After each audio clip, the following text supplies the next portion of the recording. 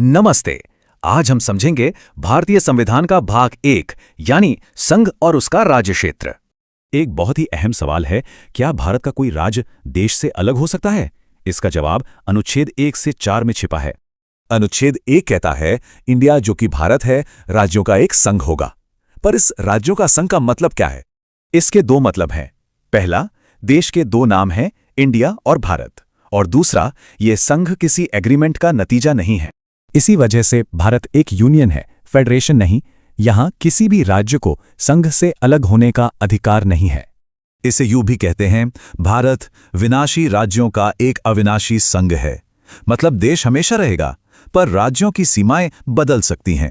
भारत के क्षेत्र में कुल 3 तरह के इलाके आते हैं: राज्यों के क्षेत्र, केंद्र शासित प्रदेश और अधिग्रहित क्षेत्र।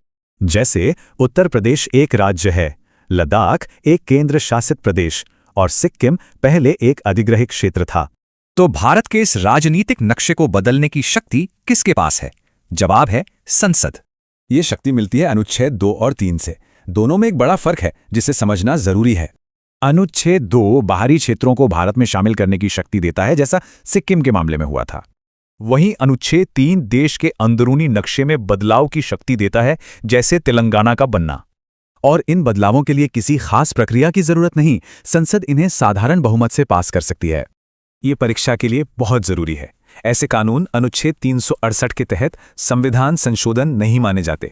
आजादी के बाद से भाषाई आधार पर राज्यों की मांग से लेकर अब तक इस शक्ति का कई बार इस्तेमाल हुआ है। तो चलिए परीक्षा के लिए इन खास बातों को फटाफट रिवाइज कर लेते हैं। आखिर में एक सवाल, अगर राज्य खुद विनाशी हैं, तो भारतीय संघ में उनकी असली पहचान और शक्ति क्या है?